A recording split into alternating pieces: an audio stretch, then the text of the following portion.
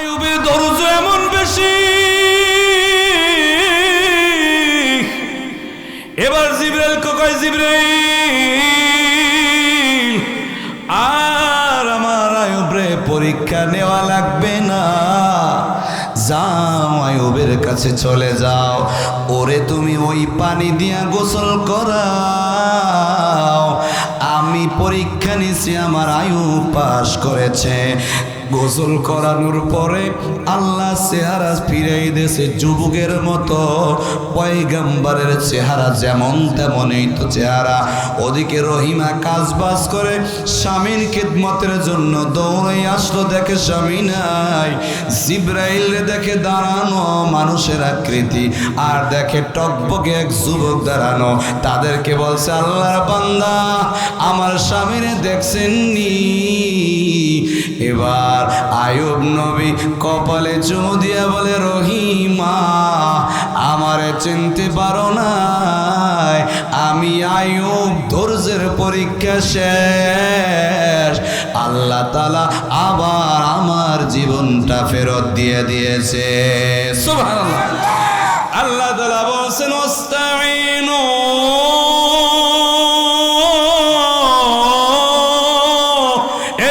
ধৈর্য ধারণ কর, বিপদ আপদ মুসিবত আসবে, তারপরেও শুকরিয়া আদায় হবে একজন, আর তিনি কে?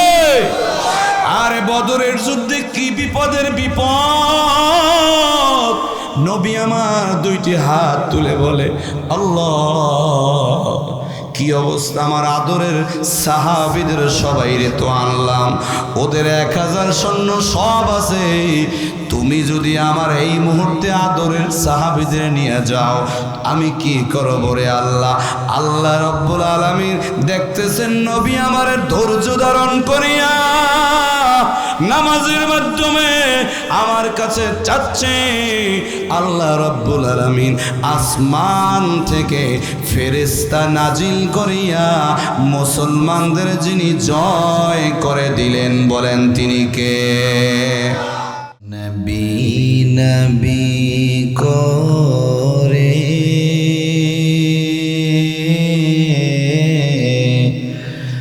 আর কত কাল আমি কাঁদব, নবী নবী করে আর কত কাল আমি কাঁদব। আপন নয়নে কবে জানি, আপন নয়নে কবে জানি নূর নবীকে আমি দেখব, নবী নবী করে আর কত কাল আমি দেখব, নবী নবী করে আর কত কাল আমি কাঁদব। বালাটাতে নবীজির রওজা মুবারকের দিকে ধ্যান করিয়া চক্ষু দুইটা বন্ধ করিয়া আমি আমার হাবিবুল্লাহ নবীউল্লাহ মদিনার কামলিওয়ালার উপর একটু দুরূদ আর সালাম আমার হৃদয়ের মাধুরী মিশিয়ে আমি পাঠ করি, তেলাওয়াত করি আর চক্ষু বন্ধ করে নবীজির রওজার দিকে ধ্যান করি। আমি বলতে পারি ও সাগরে, আমি নবীজিকে কতবার স্বপ্ন দেখেছি এটা আমি হিসাব দিতে পারবো না, কিন্তু মুরাকাবার হালতে আমি জিন্দা অবস্থায় মুরাকাবায় আমার নবীকে এই পর্যন্ত আমি 31 বার আমি জিন্দা হালতে দেখেছি। এ সাগরে যদি তোমরা ওই আমলটা করতে পারো, আর যদি কপালটা ভালো হয়ে যায়, একদিন যদি নবীজির সাক্ষাৎ পাওয়া যায়, মরণের সাথে সাথে জান্নাতের সাথে একটা সুন্দর সম্পর্ক যিনি তৈরি করে দিবেন তিনি কে? এই জন্যই তো আল্লাহর ওলিরা প্রতিদিন দুরুদের রুটিন দেয়, দুরুদের আমল দেয়। ওই সবকগুলা যদি আমল করা যায়, নবীর প্রিয় গোলাম হিসাবে যিনি কবুল করে নিবেন তিনি কে? জিবালা আওতাদা, আমি পাহাড় বানাইছি কি জন্য রে জানো? এই পৃথিবী কাঁপাকাঁপি করত, পৃথিবী থর থর করে কাঁপত। এই থর থর করে কাঁপাকাঁপি থামানোর জন্য যেখানে যেটা প্রয়োজন ওইখানে আমি পেরেক হিসাবে পাহাড়কে আমি আল্লাহ তাআলা ওখানে ব্যবস্থা করে দিলাম। সুবহানাল্লাহ। আল্লাহ তাআলা বলছেন ওয়াল জিবালা আওতাদা, এগুলা আমি ওই পাহাড় দিয়া আটকাইয়া দিছি। ওই যে উপরে যেটুকু দেখো ওটুকু মাত্র ছাতা, কিন্তু ওটার ভিতরে আমি আল্লাহ তাআলা এই পাহাড়টা দিয়া শক্তিশালী একটা পেরেক বা লোহা মারিয়া দিলাম। তো আল্লাহ রাব্বুল আলামিনের নবী বলছেন তিনটা তুর পাহাড়ের সমান, নিচে কত দূর ওটা আমি জানি না, আমরা কেউ জানি না। তবে যেটুকু ছাতা মানে যেটুকু উপরে, মদিনার পথে একটা কিতাব আছে, ওর ভিতরে লেখা আছে এক একটা তুর পাহাড়ের যেটু জাগানো আছে ওটা আছে 7 স্কোয়ার মাইল। তাহলে তিনটা পাহাড়ের উপরে ছাতাটুকু যদি মাপেন 3 7 21 স্কোয়ার মাইল। যদি নিচের হিসাব আমি কিছুই জানি না, শুধুমাত্র উপরে আছে 21 স্কোয়ার মাইল, আর নিচে যে কত শত শত ফুট আছে ওটা আল্লাহ ভালো জানে। এবার নবী কয় ওইগুলার সব ওজন সমতুল্য। ও গোলাম তোমারে আমি এক একটা নেকি যেটুকু দেব এটাও ওই সব কিছুর ওজন সমতুল্য। তাহলে এখন আমরা যতক্ষণ বসবো আর কোরআন তেলাওয়াত শুনবো, অত নেকি যিনি আজকে দান করবেন আমাদের, তিনি কে? আমাদের মাঝ থেকে 5 দিন গত হয়ে গেছে, আজকে 6, আর মাত্র 2টা দিন আছে। বাবাজিরা আমার, যতক্ষণ কথা বলবো যতক্ষণ শুনবো হৃদয়ের কান দিয়ে শুনবো, এবং এই জবানটারে অফ রাখবো না। জবানে যেখানে সুবহানাল্লাহ, যেখানে আলহামদুলিল্লাহ, যেখানে আল্লাহু আকবার, ওটা বলতে কৃপণতা করব না। কারণ হচ্ছে আপনি আপনার জবান থেকে তাসবিহ আদায় করবেন, আর আশেপাশে যা কিছু আছে আল্লাহ তাআলা এগুলারে সাক্ষী রেখে কিয়ামতের ময়দানে আল্লাহ রাব্বুল আলামিন আপনাদের হতে পারে এটা নাজাতের একটা উসিলা। সুবহানাল্লাহ। এখন বলতে পারেন হুজুর এটা কিভাবে হয়? নারিকেল গাছ এরা শোনে কিভাবে?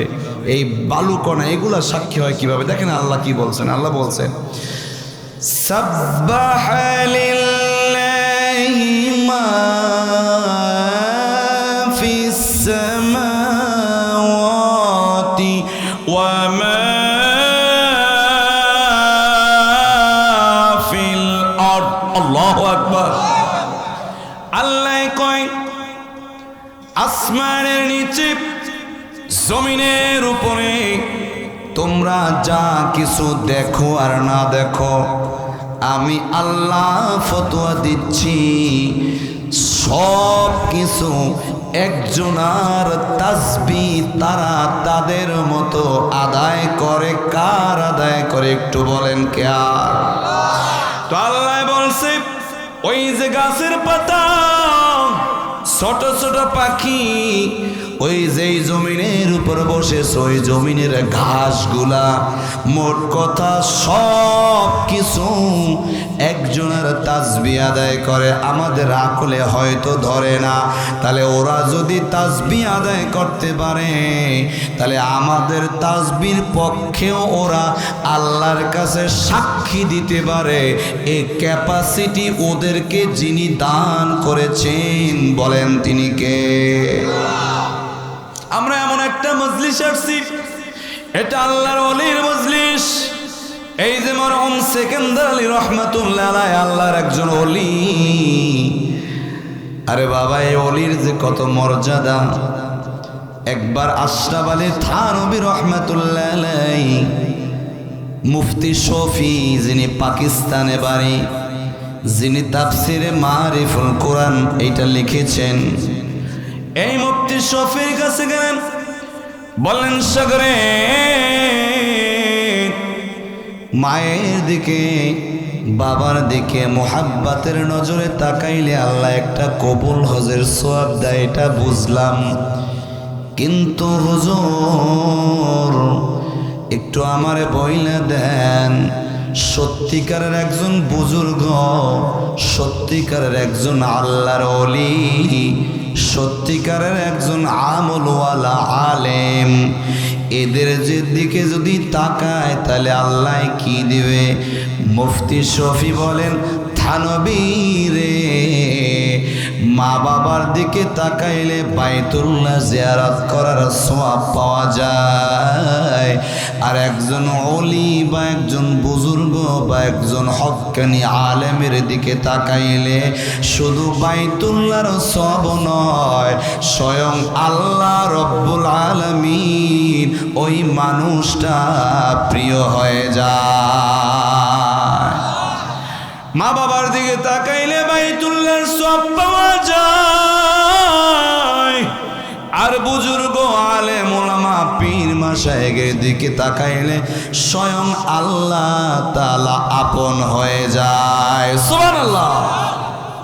এই জন্যই তো মাওলানা রুমি বলেছেন, তুমি 100 বছর একা একা দিলে কোনো অহংকার নেই, রাত্রে বেলা দাঁড়াইয়া দাঁড়াইয়া 100 বছর নামাজ আদায় করবা এবং শুধুমাত্র আল্লাহর জন্যই করবা।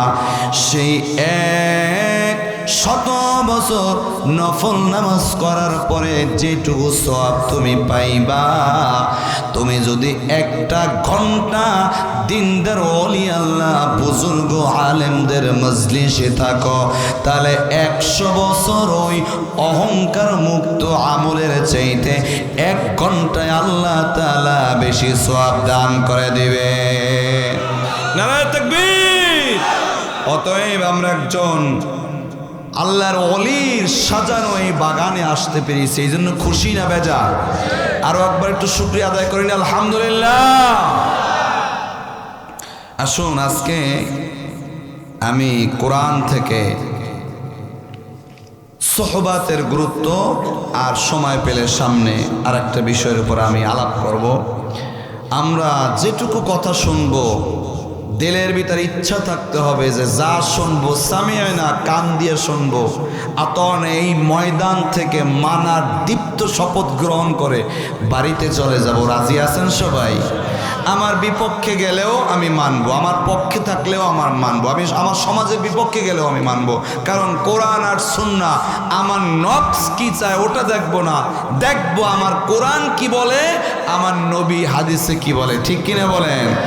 আসুন আমরা এখনই আলোচনা করব, তার আগে একটু হায়াতুন নবীর উপর একটু দুরূদ শরীফ পড়ে ময়দানটা রসুলের প্রেমের বাগানে সাজাইয়া এরপরে মূল আলোচনায় চলে যাচ্ছি। সাল্লাল্লাহু আলা সাল্লাল্লাহু আলাইহি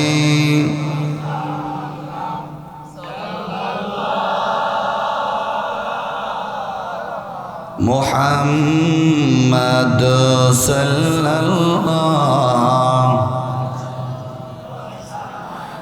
তুমি আদমকে ডাকলা সফিউল্লাহ,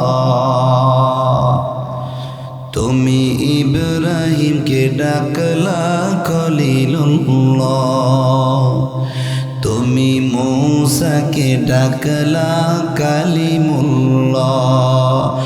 শুধু আমার নবী তোমার নবী, আমাদের নবীকে ডাকলা হাবিবুল্লাহ সাল্লাল্লাহ।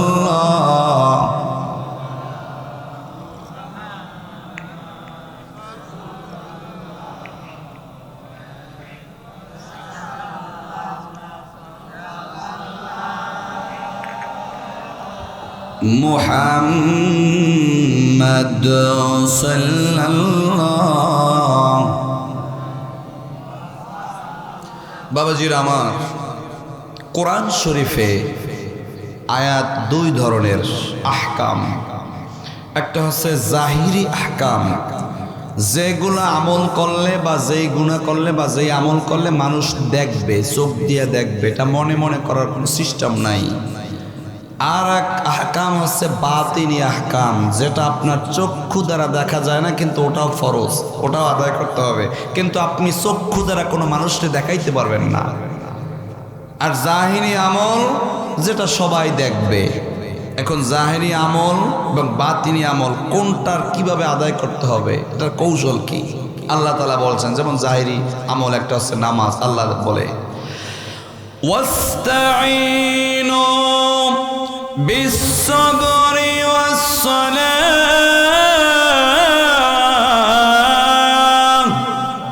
ওয়া ইন্নাহা লাকাবীরাতুন ইল্লা আলাল খাশিঈন।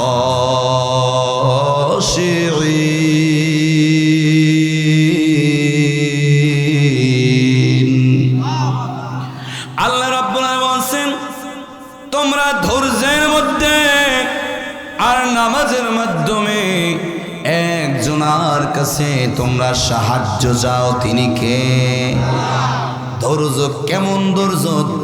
সবরে জামিল, সর্বোচ্চ ধৈর্য ধারণের মাধ্যমে আর নামাজের মাধ্যমে চাও। যদি বলি আল্লাহ ধৈর্যটা কেমন, আল্লাহ বলেন ওয়াসবির ওয়াসাবিরু, অর্থাৎ তোমার ধৈর্যটা হবে এমন ধৈর্য, সর্বোচ্চ ধৈর্য। যেমন হযরত আইয়ুব নবীকে 13 বছর মতন্তরে 18 বছর সমস্ত শরীর এক পর্যায়ে পচে গেছে, সব কিছু পচে গেছে, শুধুমাত্র জিহ্বাটা বাকি আছে, তাও পোকায় কামড়াচ্ছে। এবার বিবি রহিমা উনি কি করতেন?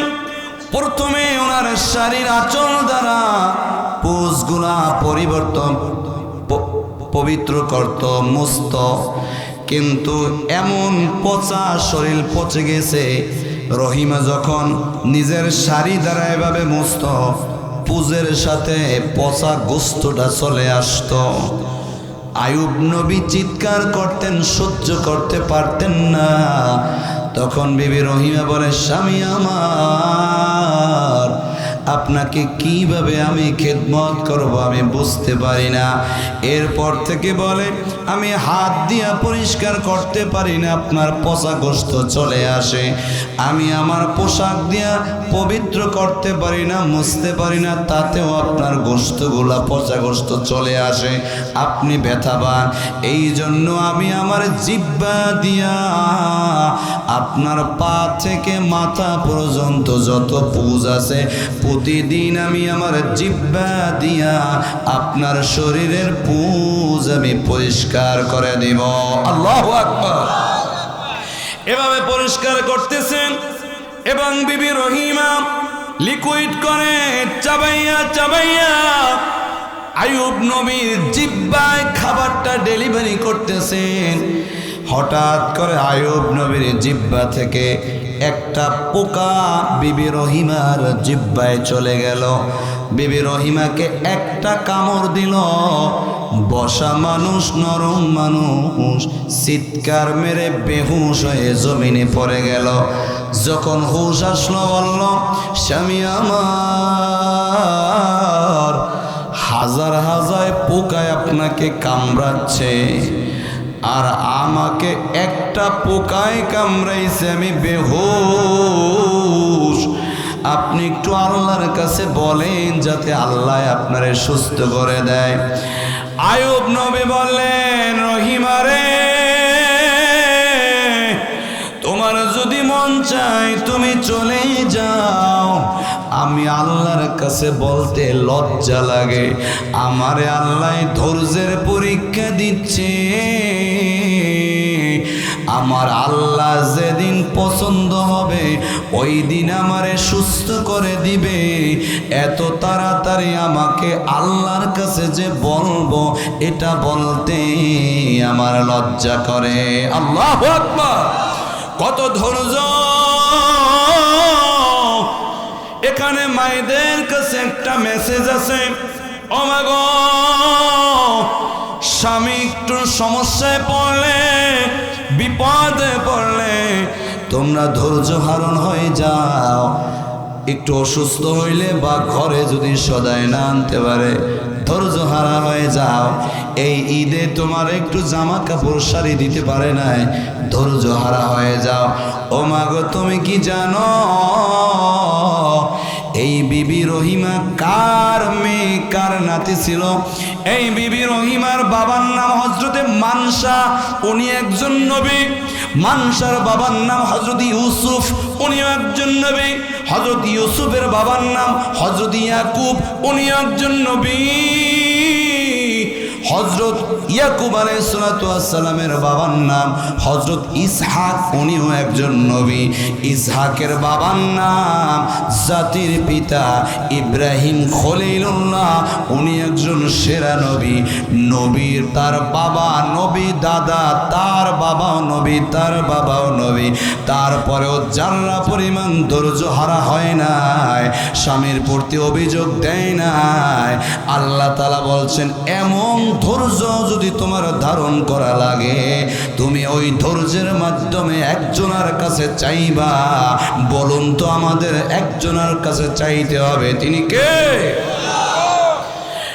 অবশেষে আল্লাহ দেখে আইয়ুবের ধৈর্য এমন বেশি। এবার জিবরাইলকে কয়, জিবরাইল, আর আমার আইয়ুবরে পরীক্ষা নেওয়া লাগবে না, যাও আইয়ুবের কাছে চলে যাও, ওরে তুমি ওই পানি দিয়া গোসল করাও। আমি পরীক্ষা নিছি, আমার আইয়ুব পাস করেছে। গোসল করানোর পরে আল্লাহ চেহারা ফিরাই দিয়েছে যুবকের মতো। পয়গম্বরের চেহারা যেমন তেমনই তো চেহারা। ওদিকে রহিমা কাজবাজ করে স্বামীর খিদমতের জন্য দৌড়ে আসলো, দেখে স্বামী নাই। জিবরাইল দেখে দাঁড়ানো মানুষের আকৃতি, আর দেখে টকবকে এক যুবক দাঁড়ানো। তাদেরকে বলছে, আল্লাহর বান্দা, আমার স্বামীরে দেখছেননি? এবার আইয়ুব নবী কপালে চুমু দিয়া বলে, রহিমা, আমারে চিনতে পারো না?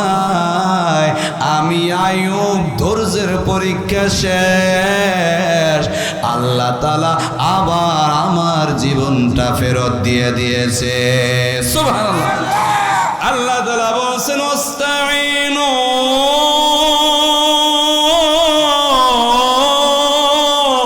এগুলাম ধৈর্য ধারণ কর। বিপদ আপদ মুসিবত আসবে, তারপরেও শুকরিয়া আদায় হবে একজন, আর তিনি কে? আরে বদরের যুদ্ধে কি বিপদের বিপদ! নবী আমার দুইটি হাত তুলে বলে, আল্লাহ, কি অবস্থা! আমার আদরের সাহাবীদের সবাই রে তো আনলাম, ওদের 1000 সৈন্য সব আছে। তুমি যদি আমার এই মুহূর্তে আদরের সাহাবীদের নিয়ে যাও, আমি কি করব রে আল্লাহ? আল্লাহ রব্বুল আলামিন দেখতেছেন নবী আমার ধৈর্য ধারণ করিয়া নামাজের মাধ্যমে আমার কাছে চাচ্ছে।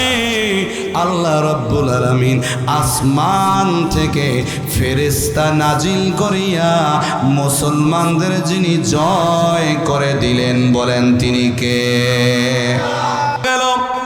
ধৈর্য আর নামাজের মাধ্যমে চাইতে হবে একজনের কাছে, তিনি কে? তার মানে এই নামাজটা হচ্ছে জাহিরি আহকাম, প্রকাশ্য আহকাম। এটা আপনি মনে মনে পড়তে পারবেন না। যদি কেউ কয় যে আমরা নামাজ পড়ি মনে মনে, বলে নাউজুবিল্লাহ। বাংলাদেশে যেমন সারসিয়া দরবার, হক দরবার, আপনি যখন গেটে প্রবেশ করবেন সারসিনার দরবারটা নিরপেক্ষ মন নিয়া দেখবেন এই হৃদয়টা প্রশান্তিতে ভরে গেছে। ওখানের ধুলাবালিও আল্লাহ রাব্বুল আলামিন কবুল করে নিয়েছে। বাংলাদেশের এমন কোনো জায়গা নাই যেখানে ওইখানে পড়া আলেম বাংলাদেশের অমুক জায়গা নাই, এমন কোনো ইঞ্চি জমিন এই বাংলার জমিনে নাই। ঠিক কিনা বলেন? ঠিক। যেইটা দামি ওইটার নকল কিন্তু বেশি তৈরি হয়। ঠিক কিনা বলেন? আল্লাহর ওলিরা যেমন আবাদ করেছে, আর বাংলাদেশে এখন আবার কিছু বন্ড অলি বের হয়েছে। যেমন তার ভিতরে একটা আছে বন্ড পীর, ওরে নিজের পীর দাবি করে। ও বলতেছে যে আমার মরণের সময় কোরআন শরীফ কেউ পড়বা না, কলেমা কেউ করবা না, আমার বাবার গুণ কীর্তি আমার কানে কানে বলল, তাতেই আমার মরণ সুন্দর হবে। নাউজুবিল্লাহ বলে। কত বড় বেয়াদব! মানুষের ঈমান আমল নষ্ট করে ফেলছে।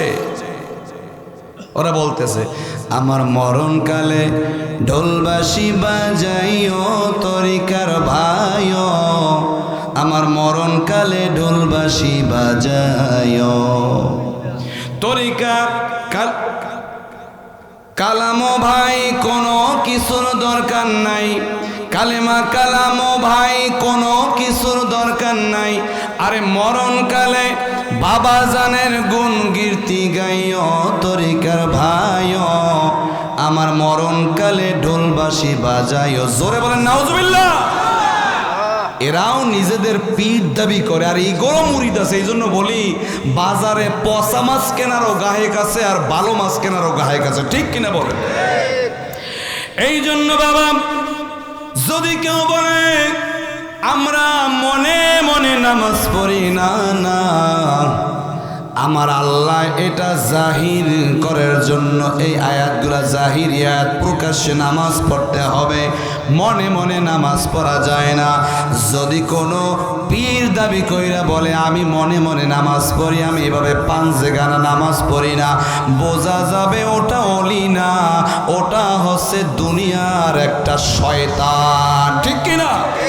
আল্লাহ তাআলা এখানে সেটাই বলেছেন, ওয়াস্তাইনু বিস-সাবরি ওয়াস-সালাহ ওয়া ইন্নাহা লাকাবীরাতুন ইল্লা আলাল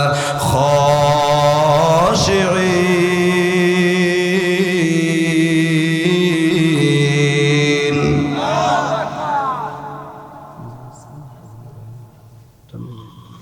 তাহলে আল্লাহ রাব্বুল আলামিন বুঝাইছেন, এই গোলাম, এই যে নামাজ আর ধৈর্যের মাধ্যমে আজীবন তুমি চাইবা, এটা কিন্তু এত সহজ নয়, এটা অনেক কঠিন। লাকাবীরাতুন, এটা অনেক কঠিন কাজ, এত সহজ কাজ না।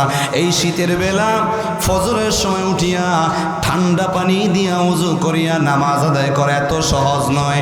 এই যেখানে বাড়িতে জাজিম আছে, তোষক আছে, লেপ আছে, এইগুলা রাইখা দিয়া কোরআন শোনার জন্য, সুন্নাহ শোনার জন্য এখানে বসছেন, এটা এত সহজ নয়। তবে আল্লাহ বলছেন ওয়া ইন্নাহা লাকাবীরাতুন ইল্লা আলাল খাশিঈন। যারা আমি আল্লাহরে ভয় করে, আমি আল্লাহরে মোহাব্বত করে, আমি আল্লাহরে বড় ভালোবাসে, এদের জন্য কোনো কঠিন না, বরং এদের জন্য শুধু সহজ নয়, এরা যত নামাজ আদায় করে দিলের ভিতর তত প্রশান্তি লাগে। ঠিক কিনা? এ বাবা, দেখবেন কিছু মানুষ আছে শুধু জুমার দিন নামাজ পড়তে আসে, আর এক ওয়াক্ত নামাজ পড়ে না। এলাকায় আছে, দু একজন আছে, দেখবেন ওদের জিগাইবেন, এ ভাই তুই এতদিন নামাজ পড়তে আসো না কেন? কয় আসা লাগে, হয় না, পড়বো আনে। তার মানে ওর দিলের ভিতর কোনো কষ্ট নাই। কিন্তু একজন নামাজি কোনো এক সময় ঘুমের কারণে ফজর পড়তে পারে না, দেখবেন তার সারাদিনে মনটা ভালো না, শুধু নিজের কাছে নিজে প্রশ্ন করে, আল্লাহ কেন নামাজটা কাজা হয়ে গেল, আল্লাহ তুমি মাফ করে দাও, তুমি মাফ করে দাও। তার মানে বোঝা গেল যারা আল্লাহরে ভয় করে নামাজটা তাদের জন্য মজাদার আরামদায়ক, আর যারা আল্লাহরে ভয় না করে তাদের জন্য নামাজ পড়াটা অনেক কঠিন। এ কথা কি আমি বলেছি না আল্লাহ বলেছেন? তাহলে নামাজটা এরা জাহিরি আমল। 2 নম্বরে রোজাটা আল্লাহ বলছেন, ইয়া আইয়ুহাল্লাযীনা আমানু কুতিবা আলাইকুমুস সিয়াম কামা কুতিবা আলাল্লাযীনা মিন ক্বাবলিকুম লাআল্লাকুম তাত্তাকুন।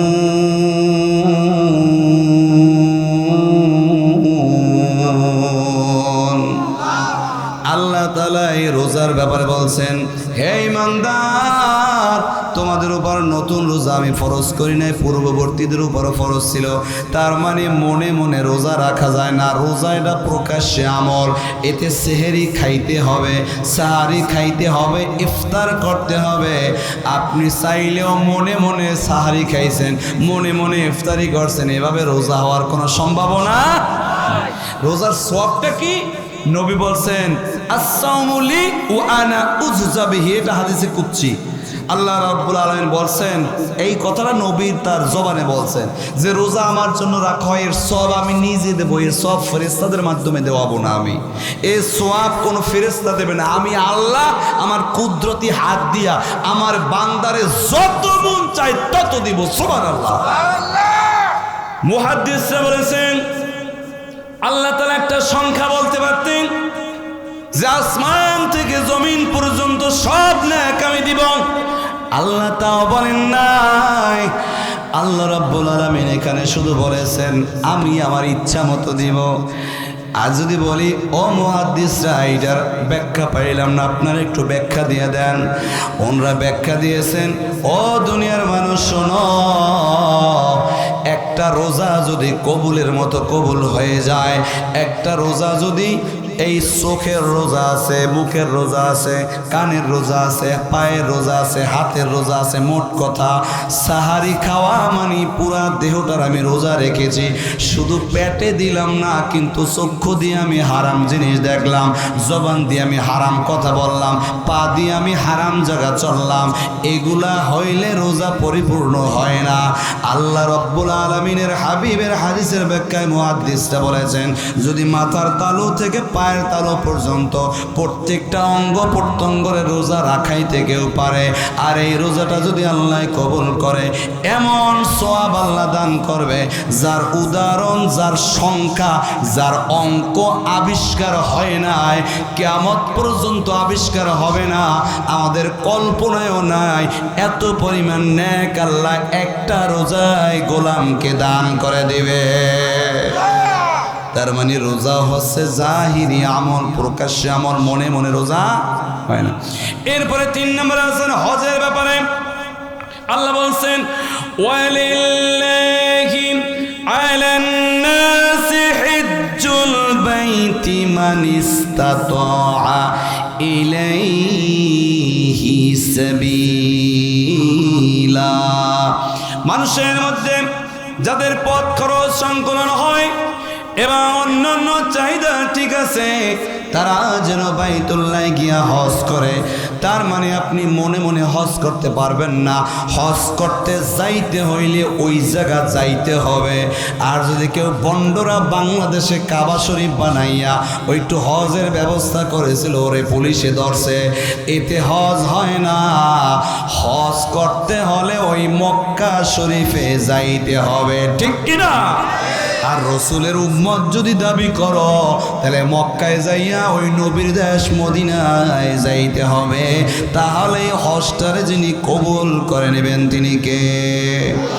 এবার যাকাতের ব্যাপারে আল্লাহ তাআলা বলেন, ওয়াল্লাযীনা হুম লিয-যাকাতি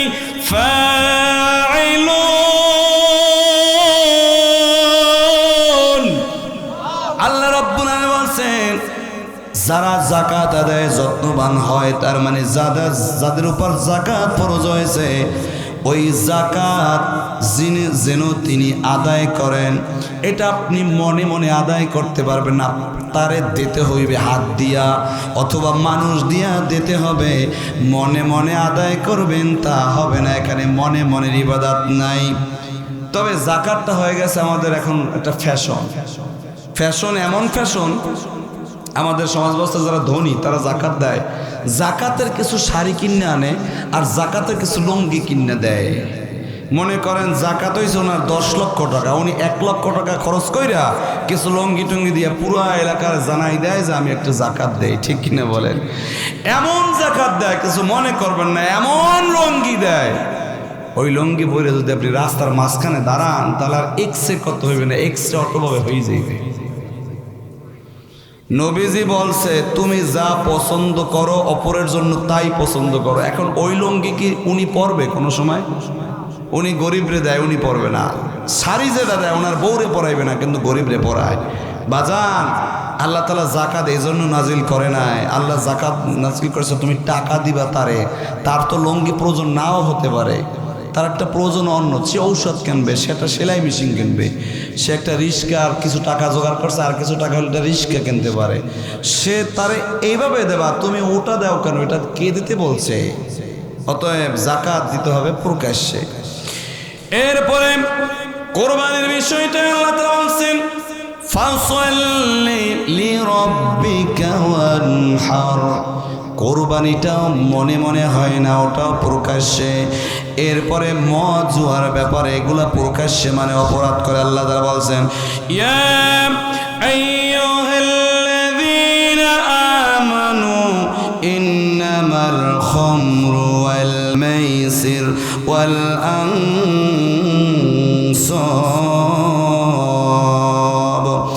আল্লাহ রাব্বুল আলামিন বলছেন মদ জুয়া ভাগ্য নির্ধারণের জন্য লটারি।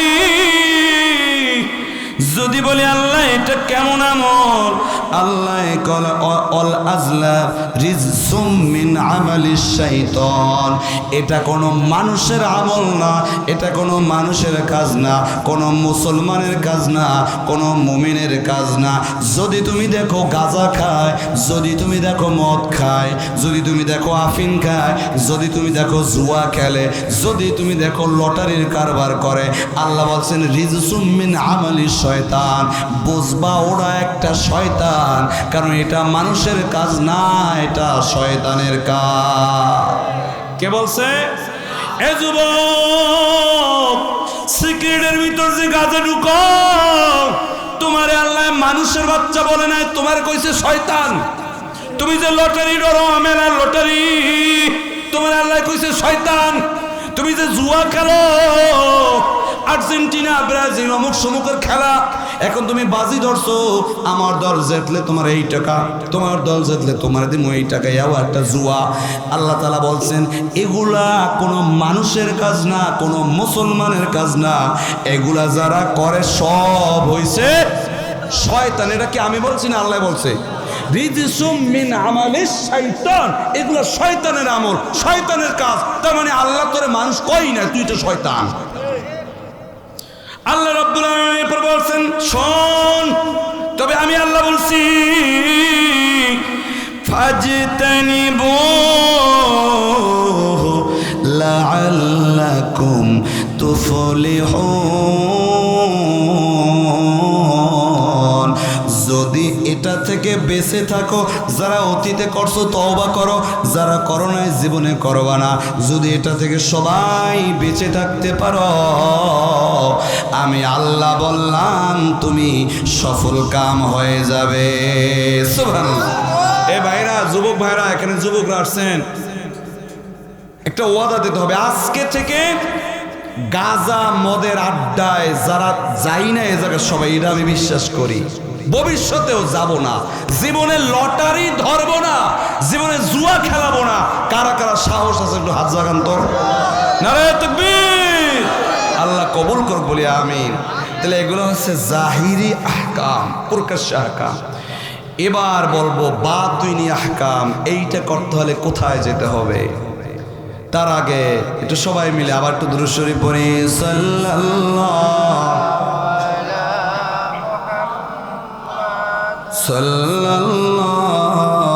আলাইহি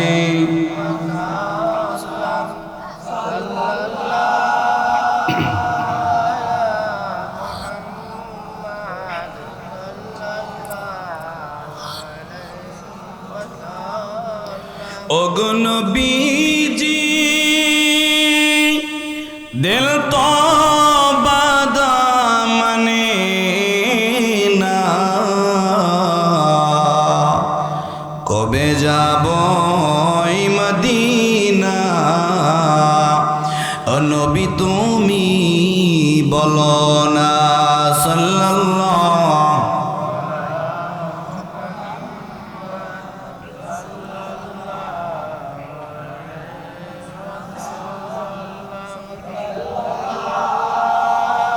ওয়ালা মুহাম্মাদ সাল্লাল্লাহু।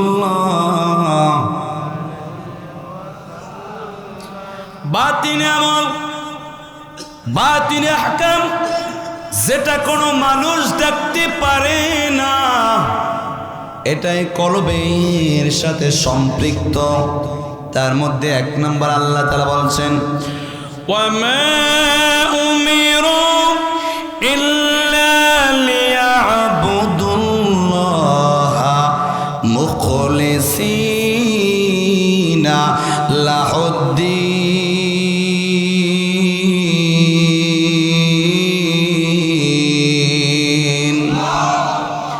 আল্লাহ আদেশ দিয়েছে ওয়ামা উমিরু, আমরের সিগা, আদেশ করতেছে, আল্লাহ আদেশ করতেছে। কি আদেশ করতেছে? ও আমার গোলাম, জীবনে যত তুমি ইবাদত করবা, যত আমল করবা, সব ইখলাসের সাথে আমল করবা। একজনের জন্য, দুইজনের জন্য নয়, বরং সে একজনকে। আল্লাহ কয় ইন্না সলাতি ওয়া নুসুকি ওয়া মাহইয়ায়া ওয়া মামাতি লিল্লাহি রাব্বিল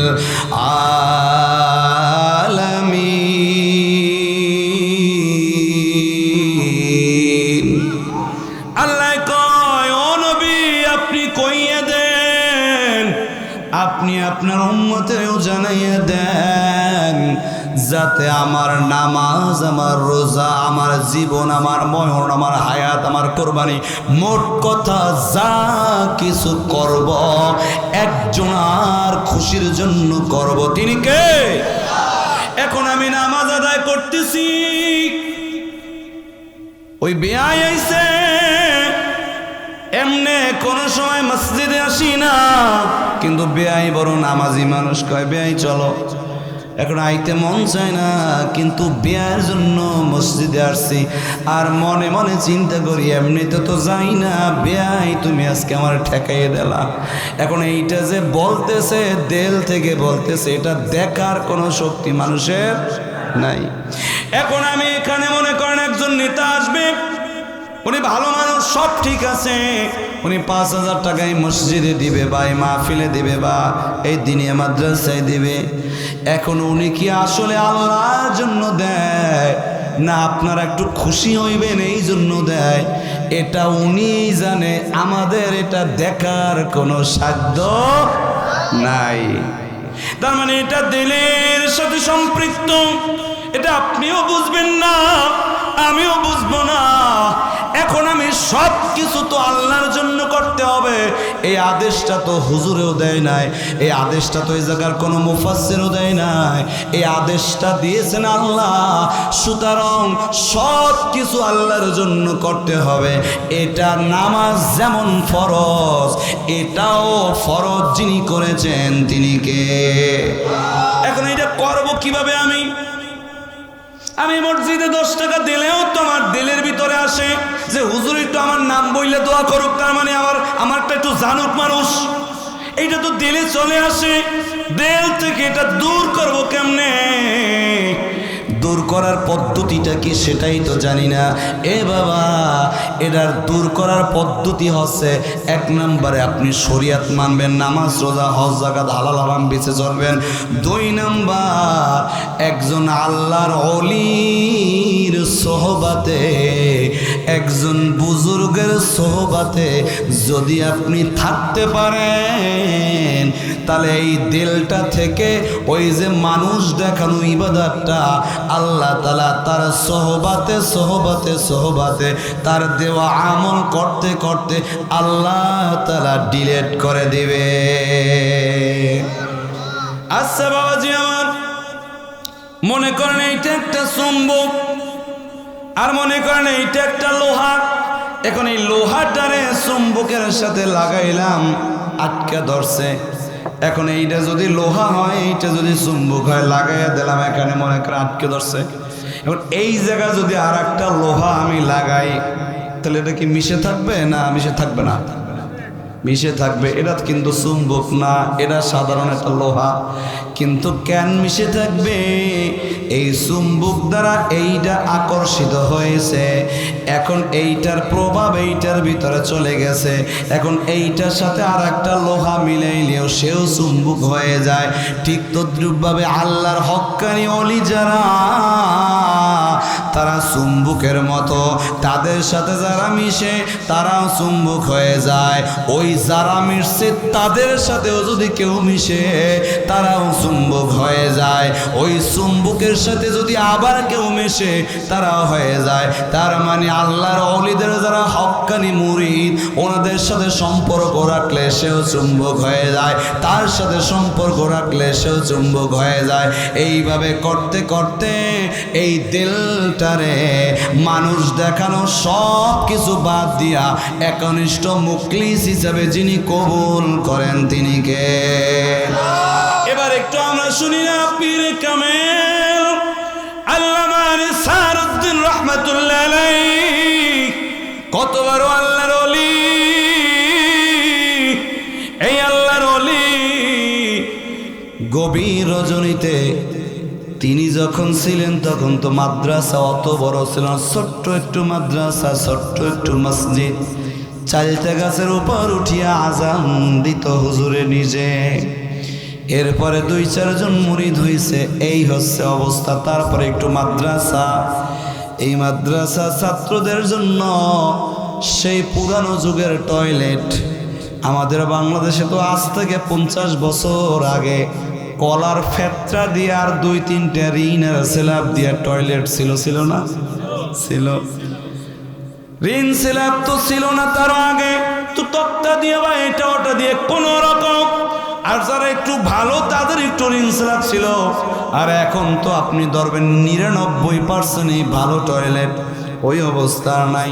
তো সেই যুগে ছাত্রদের জন্য এইভাবে খোলা বাথরুম, কোনো রকম একটু বেড়া টোরা দেওয়া। এখন একটা ছাত্র তাহাজ্জুদ নামাজ পড়তে উঠছে, উনি উঠে দেখে নিসারউদ্দিন রহমাতুল্লাহ আলাইহি নিজে নিজে ওই টয়লেটের পায়খানা পরিষ্কার করতেছে। ছাত্র দেখে কেঁদে ফেললেন, হায় রে হায়, দৌড়ে গেলেন, হুজুর কি করতেছেন আল্লাহর ওলি? কই বাবা কারো কাছে বইল না, তুমি যে আমার দেইখা ফালাইবা এইটা তো আমি বুঝি না রে বাবা। আমি তো আল্লাহর জন্য, আল্লাহর সন্তুষ্টির জন্য, তালবে ইলমের খিদমতের জন্য টয়লেট পরিষ্কার করতেছি। আমি তো তুমি দেখবা এইটার জন্য আমি আসি না। খবরদার বাবা কাউরে কইও না। আমি যদি এই তালবে ইলমের পায়খানা পরিষ্কার করি, আর আমার আল্লাহ যদি আমারে ওই উসিলায় মাফ করে দেয়, আমি নিসারউদ্দিনের জীবন ধন্য হয়ে যাবে। এই জন্যই তো আল্লাহ বলছেন, ওয়ামা উমিরু ইল্লা লিয়াবুদুল্লাহ মুখলিসিনা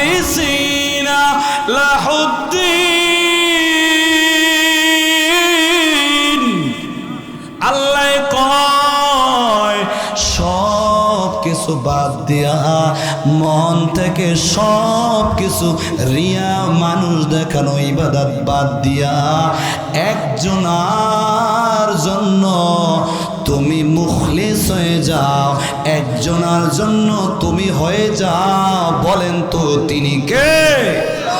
আল্লাহ তাআলা তো অন্য জায়গায় বলেছেন ফাওয়াইলুল লিল মুসাল্লিন।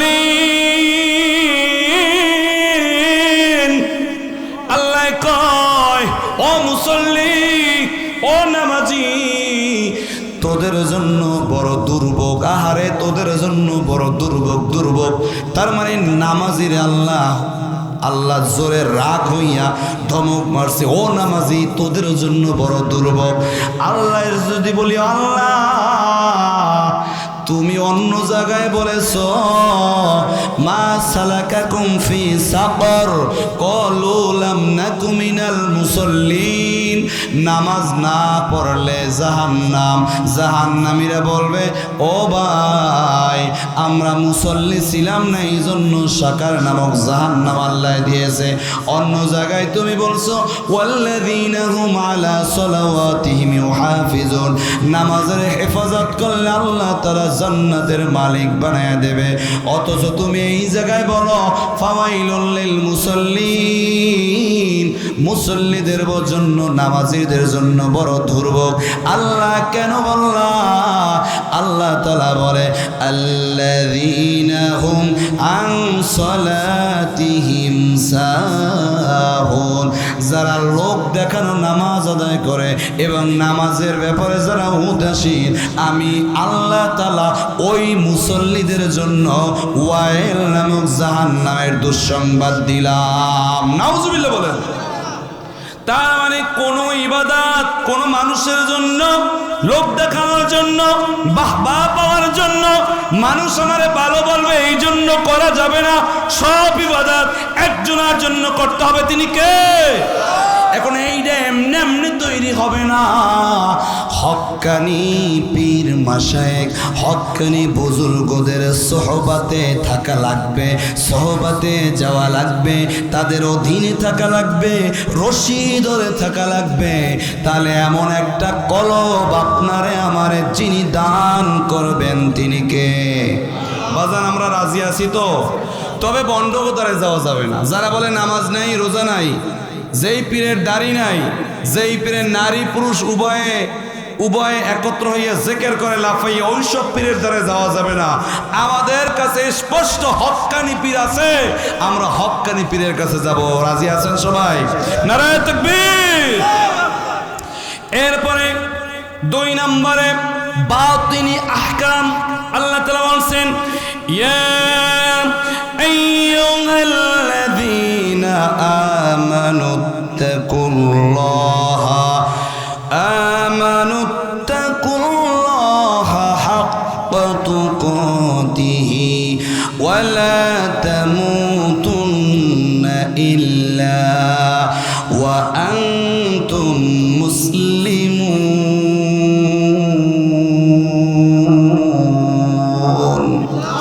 আহকাম এটা দেখা যায় না। আর তাকওয়া হাহুনা, তাকওয়া কলবের ভিতরে যিনি রেখেছেন তিনি কে? এখন এই তাকওয়া আমি পাইব কোথায়?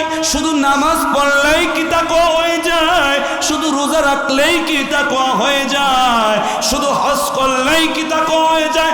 হ্যাঁ, এইগুলা মানলে তাকওয়া হয়, কিন্তু পরিপূর্ণ তাকওয়া হওয়ার জন্য তাকওয়াওয়ালা বান্দাদের সোহবত লাগবে।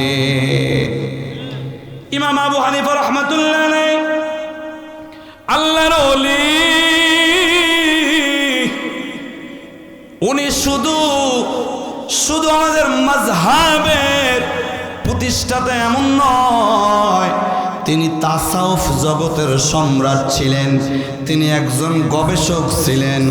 শুধু তাই নয়, তিনি একজন তাবিঈ ছিলেন, সাহাবীদের সাক্ষাৎ পেয়েছে। হায়রে পুরা কপালের দল। অনেকে এই আবু হানিফা রাহমাতুল্লাহ আলাইহির সমালোচনা করে, কয় উনি হাদিস বোঝেন নাই, আমাগো অমুকের শায়েখে হাদিস বোঝে, আবু হানিফ বোঝে নাই, ওনাদের শায়েখ বোঝে। একটু দেখেন তো আবু হানিফার তাকওয়াটা কেমন। উনি কিন্তু ধনী মানুষ ছিল এবং কাপড়ের ব্যবসা করতেন, ওনার কর্মচারী ছিল অসংখ্য। একবার কিছু গাট্টি কর্মচারীদের দিয়ে বলছেন, এ কর্মচারীরা এই গাট্টিটা বিক্রি করবা এত টাকায়, কম হইলেও দিয়ে দিবা আর এই টাকা হইলেও দিয়ে দেবে, এর বেশি দিয়ে তোমাদের বিক্রি করার দরকার নাই। তবে শোনো, যারা গরিব শ্রেণীর মানুষ আছে তাদের জন্য আরও একটা গাট্টি আছে, এটা একটু রিজেক্ট মাল, মাঝে মাঝে একটু সিরা, এটা মিডল ফ্যামিলিরা এটা পড়বে না, ধনীরাও পড়বে না, গরিবদেরকে এটা দেবে একেবারে সস্তায়।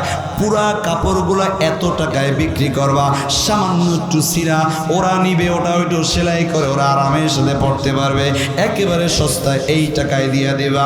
কর্মচারীরা চলে গেলেন, চলে যে গাট্টি গাট্টি বিক্রি করতেছেন, কিন্তু তাদের ওই খেয়াল নাই যে ওই গাট্টিটা একটু রিজেক্ট, কিছু জামা কাপড় আছে ওটা কম দামে বিক্রি করতে হবে। এখন আমরা সম পরিমাণ দামে বিক্রি করে দিয়েছে। বিক্রি করার পর ইমাম আবু হানিফা রাহমাতুল্লাহ আলাইহির কাছে আসছে, আসার পর কয় এইটা বিক্রি করছে, এইটা এইটা এইটা এইটা, কয় সেই রিজেক্ট মাল যেটা দিয়েছিলাম ওইটা কয় টাকায়? কয় হুজুর হায় আল্লাহ, আমাদের তো মনে নাই, সকল গাট্টি পাইকারি দামে 1 টাকায় সমান সমান টাকায় বিক্রি করে দিয়েছি। আবু হানিফা বলেন, এ কর্মচারীরা 1 সেকেন্ড এখানে তাকাইবা না, তাড়াতাড়ি চলে যাও, ওই মানুষদের টাকাগুলা ফেরত দিয়ে দাও, যারা যেটা বেশি দামে নিছে ওইটা ফেরত দিয়ে দাও। তারা সবাই চলে গেলেন, দেখেন কাফেলা নাই, আবার চলে আসলেন।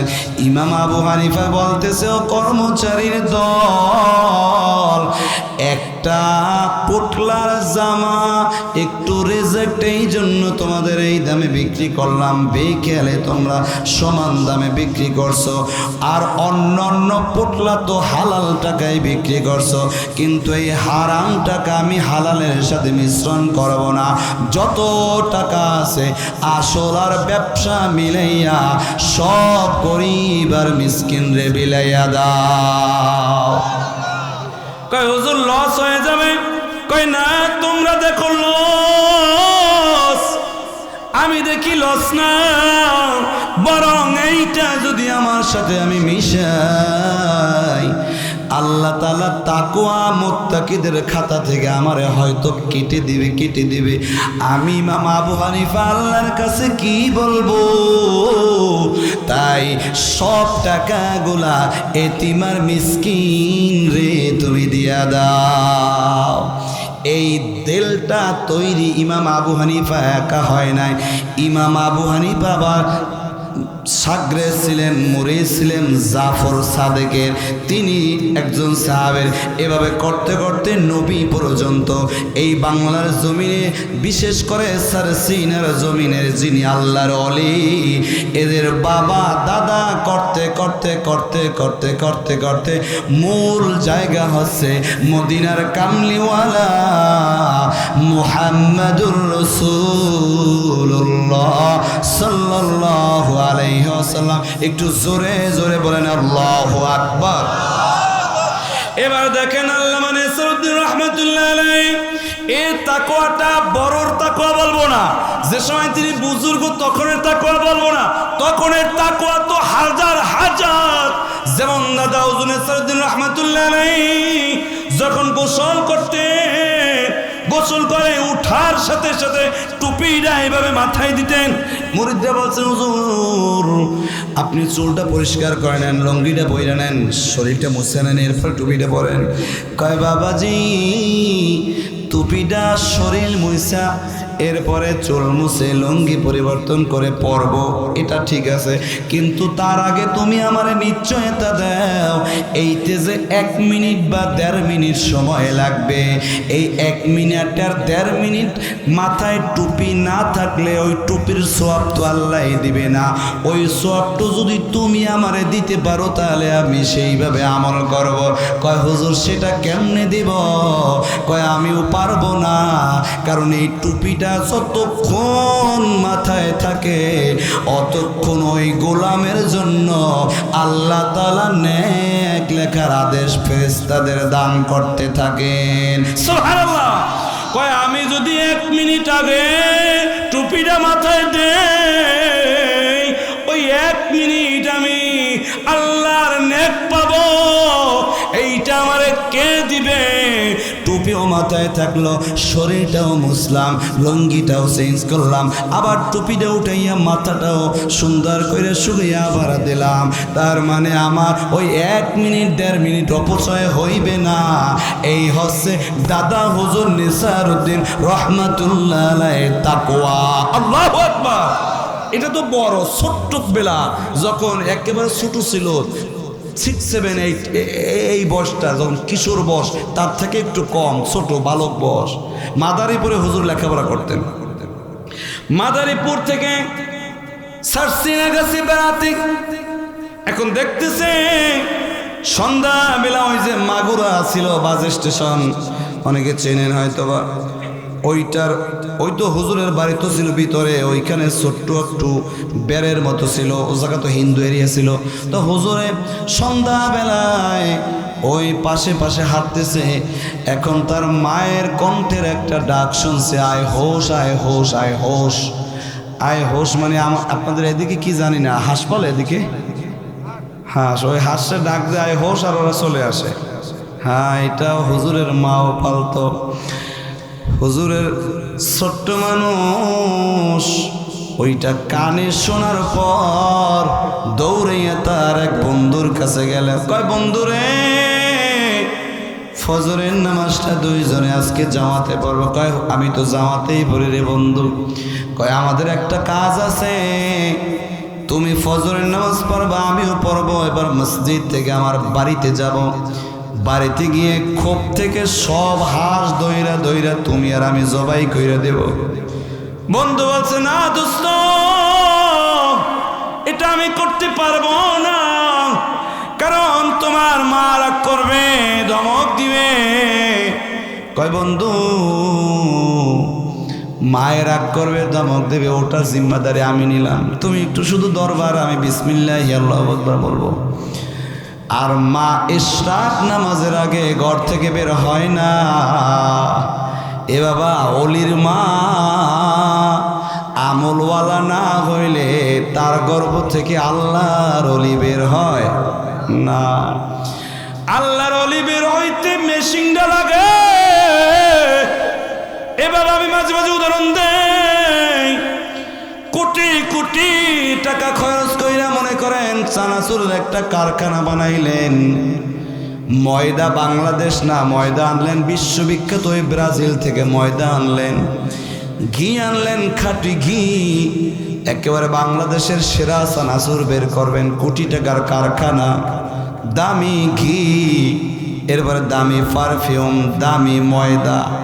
কিন্তু ওই মেশিনটার ভিতরে একজনে 200 গ্রাম কেরোসিন ঢাইলা দিয়েছে। এখন যদি আপনি দামি ময়দা, দামি গিয়ার, কোটি টাকার মেশিনও হয়, চানাচুর ঠিকই বের হবে। চানাচুর বের হবে না এমন না, চানাচুর বের হবে, কিন্তু ওই চানাচুর খাওয়ার মতো হবে। কিসের গন্ধ আসবে? কিসের? কেন আসবে? এত দামি মেশিন, শুধু 100 গ্রাম কেরোসিনে সব শেষ। তুমি সুন্দরী রমণী হইতে পারো মা, তুমি বংশওয়ালা হইতে পারো, তুমি অমুকের নাতি হইতে পারো, কিন্তু তোমার ভিতরে যদি বেপরদা নামক কেরোসিন ঢুকে যায়, ওইটা দিয়া বাচ্চা গাছা ঠিকই দুনিয়ায় আসবে, কিন্তু আল্লাহর অলি বানাইতে পারবা না, আমলওয়ালা বানাইতে পারবা না, বুজুর্গ বানাইতে পারবা না। মাদ্রাসায় ভর্তি করাবাও পলাইয়া যাইবে। এরপর হুজুরদের কাছে আসবা, হুজুর একটু তাবিজ দেন, আমার পোলাটা কথাই মোড়ে শোনে না, খালি ভর্তি করাই দৌড়াইয়া যায়, দৌড়াইয়া যায়। একবার গেছে ঢাকা, একবার গেছে মাদারীপুর, একবার গেছে গোপালগঞ্জ। এরপর কয়ডারে পারবো না, পরে দোকানে দিয়ে দিয়েছি। ছোটডারে লইয়াও চেষ্টা করলাম, পারলাম না, আমার কপাল খারাপ। আমি বলি, মা তোমার কপাল খারাপ না, তুমি পর্দা করো নাই, কেরোসিনওয়ালা তুমি হইয়া গেছো। তুমি নিজেই খারাপ, আগে কেরোসিন পরিষ্কার করো, পর্দার ভিতরে ঢোকো, কণ্ঠেরও পর্দা করো, শরীরেরও পর্দা করো। দেখবা তোমার ভিতর থেকে পারফিউমওয়ালা, কস্তুরিওয়ালা গোলাম আল্লাহ এই দুনিয়ায় দান করবেন। ঠিক কিনা? কষ্ট পাচ্ছেন আপনারা? আমি একটা উদাহরণ দিব। হ্যাঁ, আল্লাহ রাব্বুল আলামিনের নবী বলেন, কুল্লুকুম মাতাউন খায়রা মাতাইদ দুনিয়া আল মারআতু সালিহা।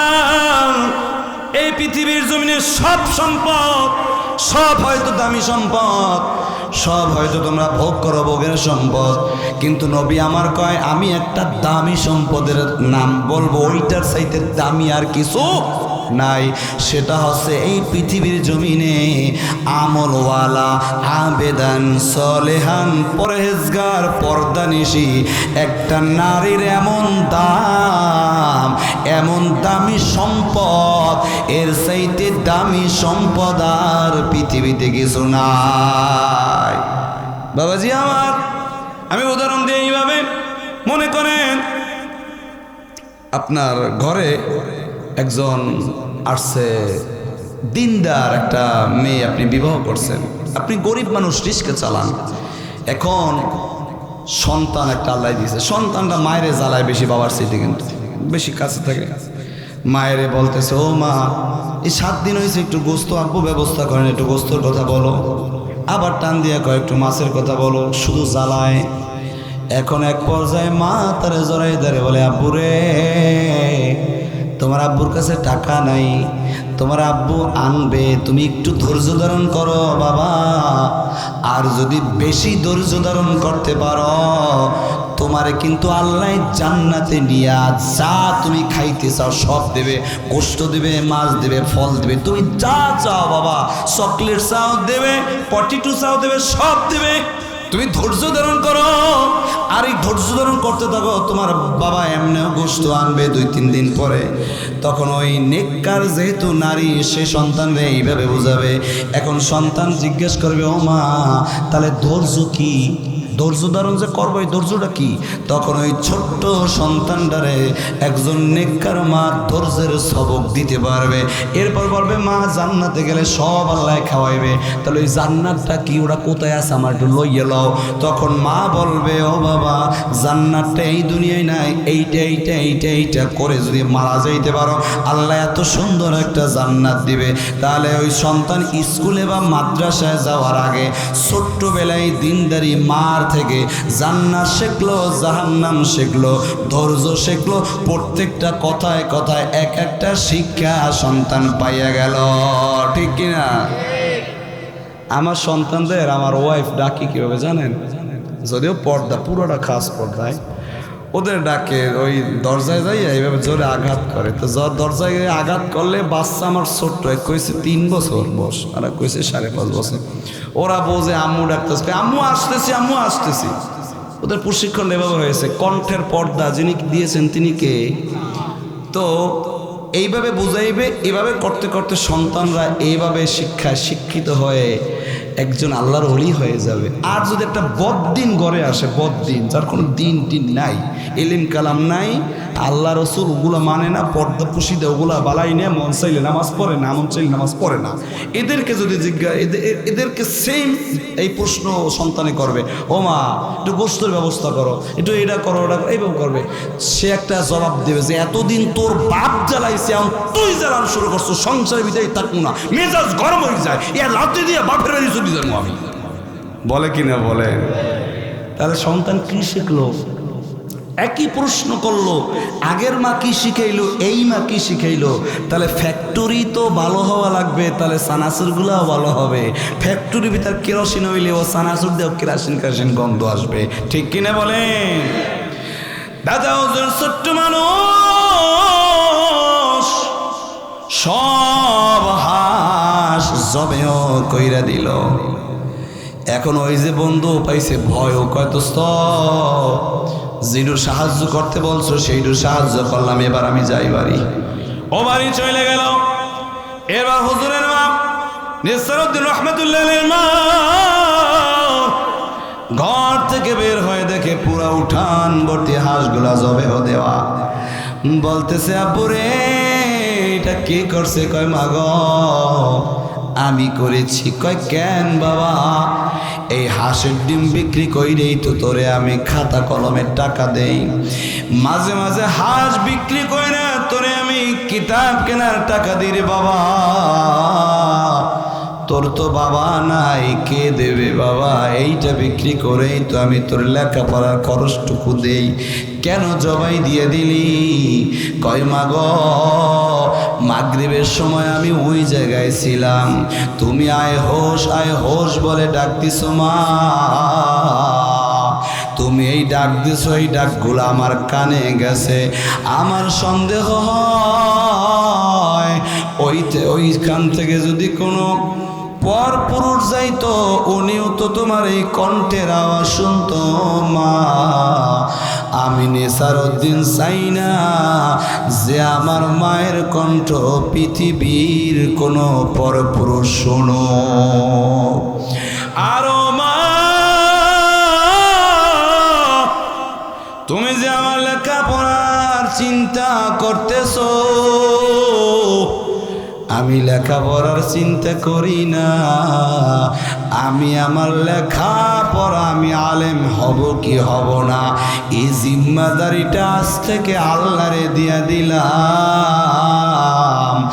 আমার অভিভাবক আমি আল্লাহরে বানাইয়া দিলাম।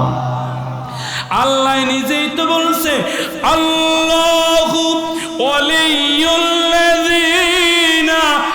আমানু, এ মুমিন তোদের কোনো ভয় নাই, মুমিনদের অভিভাবক একজন, বলেন তো তিনি কে? এই জন্য বাবা ওই হুজুরে অভিভাবক বানাইছে একজন রে।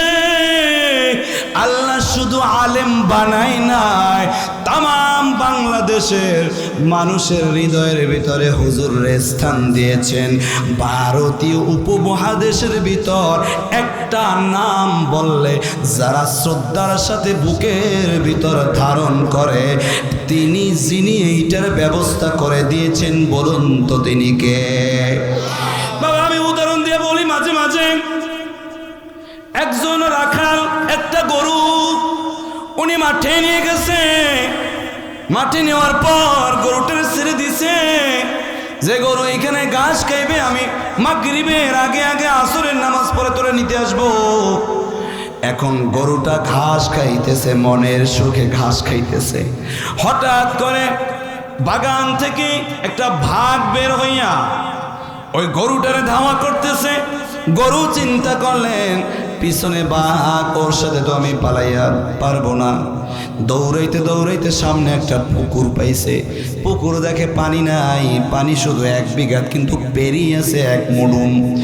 দেশে একটা লাভ দেওয়ার পর গরুটা পুকুরের ভিতরে পইরা হাঁটু সমান গেড়ে গেছে। এখন সামনেও যাইতে পারে না, পিছনেও যাইতে পারে না। এখন বাঘ চিন্তা করছে পাইছি, তুই কোথায় যাবি, তোর এখন কামড়াইয়ে কামড়াইয়ে খাবো।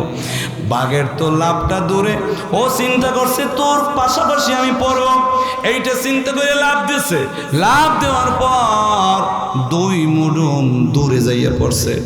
এখন বাঘটা এদিকে, গরুটা এদিকে, বাঘটা তার সামনে।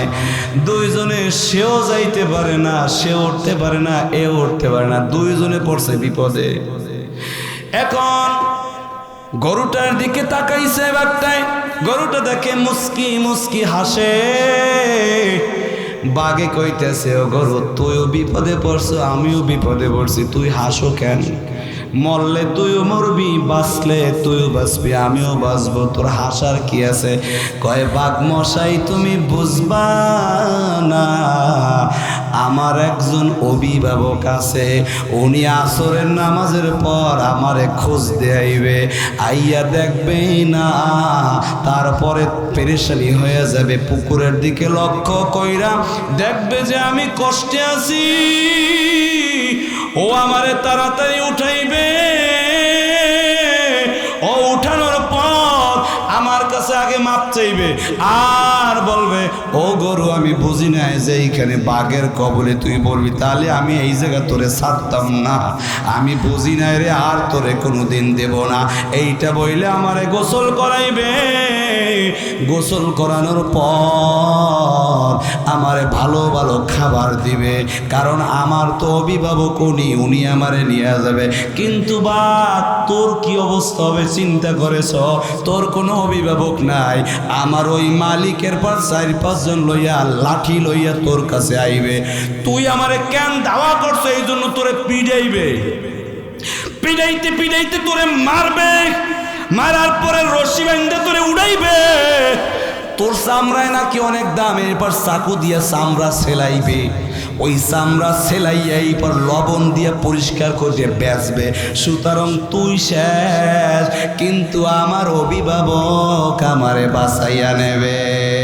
আল্লাহ কয় আল্লাহু ওয়ালিউল্লাযিনা আমানু, ও ঈমানদার তোদের কোনো টেনশন নাই, তোদের অভিভাবক হইলাম আমি আল্লাহ,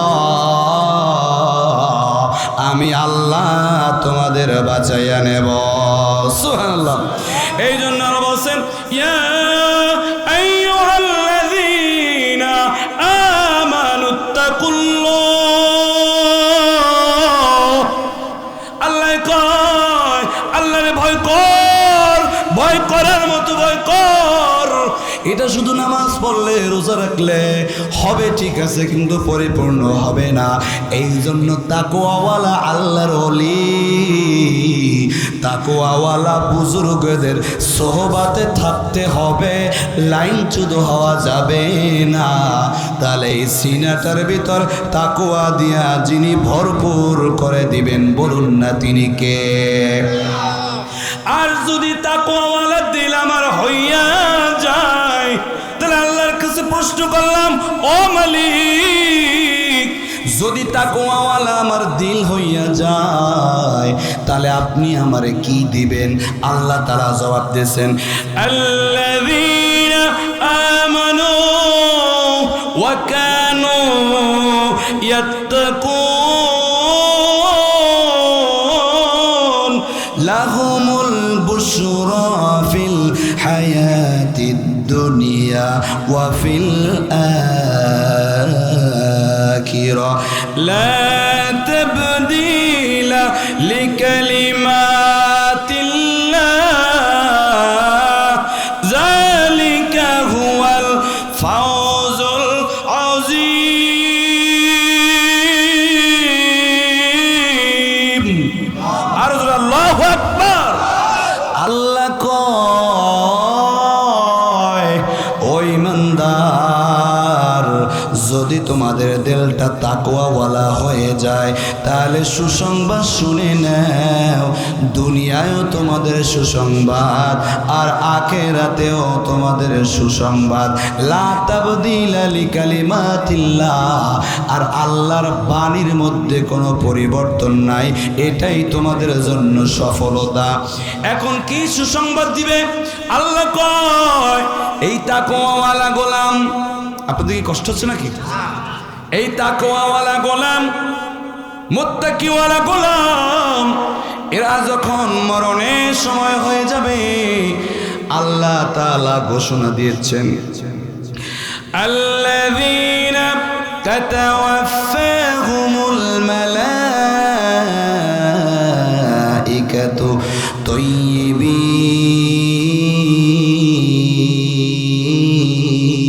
তাইয়্যিবিন। আল্লাহ রাব্বুল আলামিন কয় তাকওয়াওয়ালা, মুত্তাকিওয়ালা, ঈমানদারওয়ালা গোলাম যখন দুনিয়ার সফর শেষ করার সময় হয়ে যাবে, আল্লাহ তাআলা আসমান থেকে ফেরেশতা নাজিল করবেন তার মরণের সময়। এটা দ্বারা আজরাইল বোঝানো হয় নাই, অসংখ্য রহমতের ফেরেশতা মুমিন আর তাকওয়াওয়ালা মানুষ মারা যাবার সময় আল্লাহ তাআলা পাঠাইবেন। সুবহানাল্লাহ। যদি বলি আল্লাহ ঠিক আছে আমার মরণের সময় ফেরেশতা আসবে, এসে কি করবে? আল্লাহ তাআলা কয় তাইয়্যিবিন,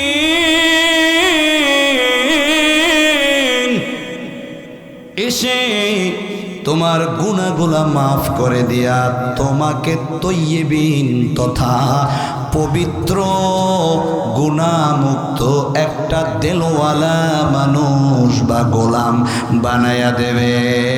সুবহানাল্লাহ। ওরা এসে আমার সব গুনাহ বের করে দিয়ে আমার একেবারে গুনাহমুক্ত একটা মানুষ বানাই দেবে। এরপরে আল্লাহ তাআলা কয় শুধু তাই নয়, ইয়াকুলুনা সালামুন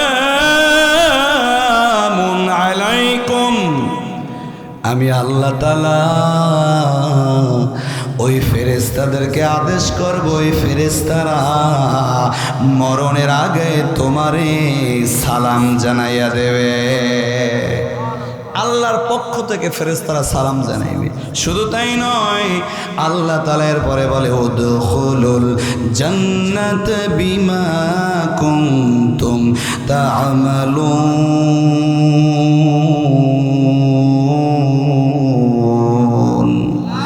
আরো কি করব শোনো, মরণের সাথে সাথে বলবো যাও জান্নাতে যাও, তোমার আমল আমার ভালো লেগেছে, এই আমলের বিনিময়ে ডাইরেক্ট বিনা হিসাবে জান্নাতে চলে যাও। সুবহানাল্লাহ, নারায়ে তাকবীর। তাহলে তাকওয়াওয়ালা দেল পাইতে হইলে শরীয়তের সব মানতে হবে, আর একজন বুজুর্গের সোহবতে থাকা লাগবে। এই যে মাহফিলটা যেই মানুষটার উসিলায় হয়, যেই মানুষটার সন্তানের স্মরণে হয়, ওই মানুষটা সোনার মানুষ হইছে কিন্তু একজন আল্লাহর অলির বদৌলতে। ঠিক কিনা? না এমনি এমনি হয়ে গেছে? একজন অলির সোহবতের কারণে এমন হয়েছে।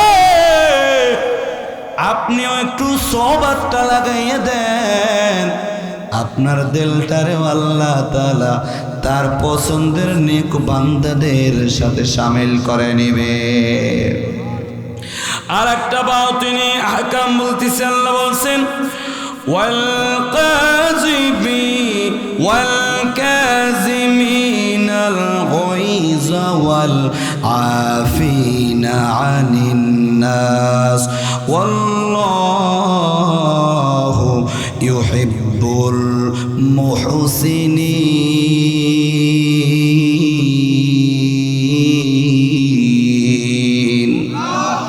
আল্লাহ রাব্বুল আলামিন বলছেন নিয়ন্ত্রণ করো আর মানুষকে ক্ষমা করে দাও, তাহলে আমি তোমাদের মুত্তাকিন আর মুহসিনিন, এটা সমর্থকবোধক শব্দ, তাহলে আমি তোমাদের মুত্তাকিন হিসাবে বা মুহসিনিন হিসাবে কবুল করে নেব।